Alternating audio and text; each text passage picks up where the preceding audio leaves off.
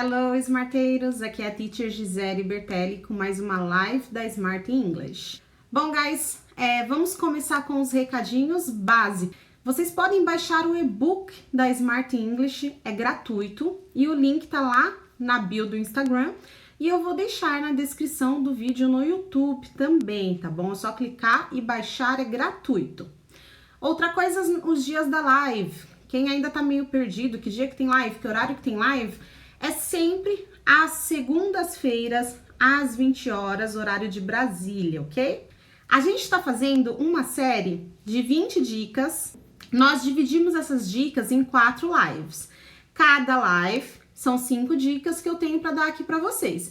Hoje é a terceira parte da live, então nós já estamos na dica número 11. Para quem perdeu as outras 10 dicas, eu já tenho a primeira live postada no YouTube, logo mais eu vou postar a segunda. Vou postar essa semana lá no YouTube e vou deixar para vocês o link nos stories. Então vão acompanhando os stories para vocês não perderem, tá bom? Então vamos começar. A dica número 11 que eu separei aqui para vocês é: leiam sites de notícias. Leia sites de notícias. Sites de notícias é ótimo para vocês ficarem por dentro do inglês atualizado. O que estão falando no momento. Assim vocês também ficam esclarecidos, ficam a par dos assuntos atuais e ficam por dentro do que está acontecendo lá fora também. Além de praticar o inglês do cotidiano, do dia a dia, que as notícias elas usam o inglês não é tão formal e também não é tão coloquial. E eles vão falar o que realmente está usando no dia a dia. Se possível, leiam pelo menos uma notícia em inglês por dia, tá? Não precisa chegar lá, abrir o site e ler o jornal inteiro. Ah, teacher, como é que eu vou ler notícias internacionais? Tem vários sites, tá bom, guys? Eu vou deixar aqui os que eu mais gosto para vocês de dica. Então, a gente tem BBC News, muito bom. Aliás, quem tem TV por assinatura tem um canal também, que é muito legal e vocês podem assistir. Tem o The New York Times, que é maravilhoso, notícias fresquinhas o tempo todo, eles estão sempre atualizando. E o Voice of America, muito bom também, tá? E entre outros, né? Tem milhões de sites aí disponíveis para que vocês leiam, porque a gente tem que desenvolver o inglês de todas as formas. Não é só o speaking, não é só o listening. A gente tem que também desenvolver o reading, que é a leitura, e o writing, que é a escrita. Então tem um pessoal que fala assim, eu tenho problema em falar, eu tenho problema em ouvir, então eu preciso praticar fala, eu preciso ouvir muito. Tá, mas você também tem que aprender a ler e a escrever, porque o jeito que você escreve, o jeito que você fala é completamente diferente, não é mesmo? Dica número 12, rotule a casa. O que é rotular a casa? Coloque o nome em inglês de tudo que você aprender. Então hoje você aprendeu uma palavra nova. Pega um post-it, escreve a palavra e cola no objeto que você aprendeu. Por exemplo, book. Você aprendeu book. Ao invés de você pegar um caderno e colocar a tradução literal, book é igual a livro, você pega um post-it, pega um livro e cola book. Você aprendeu a falar espelho, mirror. Vai lá e dá o nome do espelho, escreve lá, mirror. Isso vai ajudar a memória de vocês, vai ajudar vocês a pensar em inglês o dia todo. Então, você tá andando pela casa, esqueceu o que é espelho em inglês? Não tem problema, você vai olhar pro espelho e vai ler, vai estar o nome ali. Esqueceu como é que é porta em inglês? Quando você olhar pra porta e ler door, você vai lembrar. Então, isso ajuda muito também no inglês, tá? Dica número 13, não faça traduções ao pé da letra. Às vezes você entendeu a frase, você sabe o sentido daquilo, você entendeu o que está sendo falado ali, mas você quer traduzir palavrinha por palavrinha. Muitas vezes, guys, não vai fazer sentido. Algumas vezes vai fazer sentido dentro de um contexto, vai fazer sentido dentro de uma situação, mas palavra por palavra vai só deixar você perdido. Então não traduza palavra por palavra. As línguas, elas são diferentes, elas vieram de uma cultura diferente, de uma história diferente. Então, por exemplo, tiveram vários fatores culturais que influenciaram a língua, né? Tem a colonização, tem os estrangeiros. E aí, por exemplo, se você vai traduzir uma frase ao pé da letra, como a frase It's raining cats and dogs. It's raining cats and dogs. Se você traduzir, vai estar falando assim, está chovendo gatos e cachorros. Você não vai entender, porque isso não vai fazer sentido para você. Porque na nossa cultura, quando tá chovendo muito forte, a gente diz está chovendo canivetes. No inglês, eles falam está chovendo cachorros e gatos. Se você traduzir assim, não vai fazer sentido. Então, imagina que você tá fazendo uma tradução de um livro do inglês para o português. Chega a pessoa, compra o livro e lê. Nossa, você não vai sair não, está chovendo gatos e cachorros. Você não vai entender nada. Então, o que você vai fazer? Você não vai traduzir ao pé da letra, você não vai traduzir palavra por palavra, você vai adaptar para sua língua materna. E aí, na hora de escrever, você vai escrever está chovendo canivete. Outro exemplo bem legal. Rainy days, né? Os americanos, eles falam assim, nossa, tempos difíceis, rainy days. Se você traduzir, ele vai falar, ó, a gente tem que economizar porque nós estamos em dias de chuva. Dias de chuva não vai fazer muito sentido também. Por quê? Porque no Brasil nós falamos que nós estamos em tempos de vacas magras. Economiza para a época das vacas magras. Estou economizando para as vacas magras, ou seja, para os momentos em que a gente tem maiores dificuldades. Então você precisa ter uma economia guardada. E aí no Brasil a gente fala vacas magras. Se a gente for passar para o inglês e traduzir para o inglês como vaca magra, eles não vão entender, né? Porque a cultura deles é outra. Quando eles sofrem com dificuldades, eles meio que associam com as épocas de chuva, né? Alguma coisa a ver lá com a agronomia, agricultura, enfim.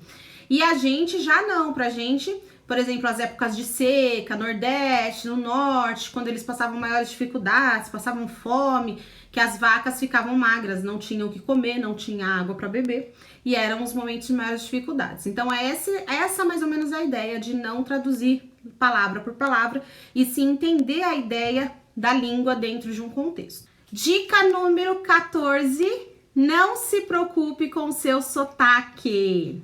Se ficar com vergonha de falar inglês por causa do sotaque brasileiro, você não fala, você não se comunica, você não arrisca. Isso é coisa de brasileiro realmente. Se você pegar assim um alemão falando inglês, um francês falando inglês, um japonês falando inglês, você vai ver um italiano falando inglês, você vai ver que cada um fala inglês com um sotaque diferente.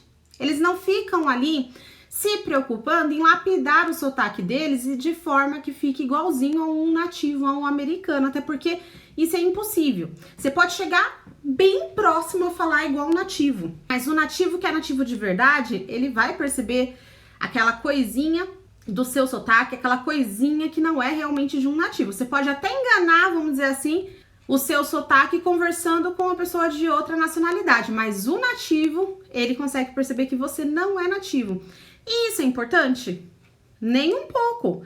Porque o seu sotaque, ele não vai atrapalhar o seu entendimento e a sua comunicação. Então, de forma alguma, você tem que esconder o seu sotaque, porque você tá fugindo da sua história. É como se eu tivesse vergonha de onde eu vim. É como se eu chegasse do Nordeste, fosse morar em São Paulo e tivesse que perder o meu sotaque para me comunicar. Se eu viesse de São Paulo ou do Rio de Janeiro e fosse morar em Minas Gerais, eu tivesse que começar a falar igual a eles, simplesmente para me sentir aceito. Isso não existe, né? Ali é a sua história, de onde você veio, a sua cultura. Então, você não precisa imitar o sotaque. Por exemplo, isso não vai atrapalhar na sua comunicação. Se um carioca fala porta de um jeito, né? O do interior de São Paulo fala porta de outro. Se um fala porta, não faz diferente, você sabe que é a porta. Ó, isso daí é sotaque. Agora vamos entender a diferença entre sotaque e pronúncia. Eu fiz um vídeo todinho falando pra vocês o que é sotaque e o que é pronúncia, pra vocês pararem com essa história de que tem que falar igualzinho americano.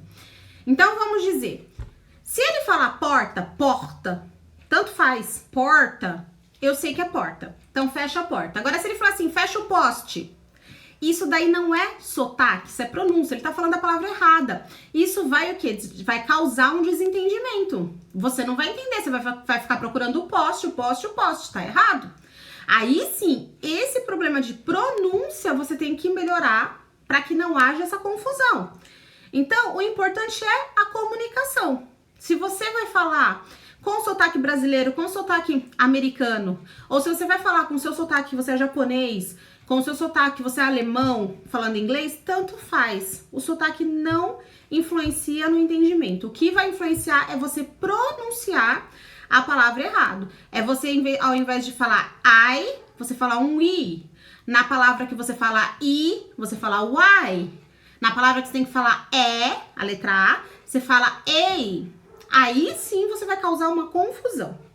Então foquem em serem entendidos, em passar a mensagem de vocês e não ficar com essa coisa de que vergonha, porque eles estão percebendo que eu não tô falando igualzinho um americano, não tem nada a ver, tá bom? Bom, a dica número 15 é muito legal para vocês poderem aprender inglês, fazer uma rotina. Faça a sua rotina de inglês. Mas aqui eu não tô falando da rotina de estudos, guys. Isso daí eu já falei na live passada, que é importante criar uma rotina de estudo. O que eu tô falando aqui é a rotina do dia a dia mesmo. Por exemplo, eu acordo, eu tomo café, eu saio para trabalhar, eu tomo banho, escovo o dente. Essa rotina. Então, logo de manhã, planejar o seu dia em inglês. Repetir para você mesmo em inglês tudo que você planeja fazer no seu dia. Isso é bem legal para você manter sempre o inglês aqui na sua cabeça. E aí, o que você faz? Pega rapidinho um bloquinho, né? Pega um bloquinho assim, ó, pequenininho, um bloquinho de notas. Pega uma caneta, pega um lápis. No bloquinho, anota o que você vai fazer no dia em inglês.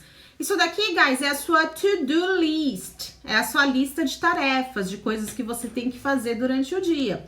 Então, planeja. Às 8 da manhã eu tenho que tomar café. Às 9 horas eu tenho que pegar o ônibus para o trabalho. Às 10 horas eu vou, sei lá, levar o filho na escola. Meio-dia eu vou lavar roupa. Às 13 horas eu tenho que ir ao banco. Aí, durante o dia, enquanto você for realizando essas ações que você planejou, você vai tentando lembrar da lista em inglês. Vai fazendo aqui, ó, um flashback. Vai lembrando, vai repetindo para você mesmo.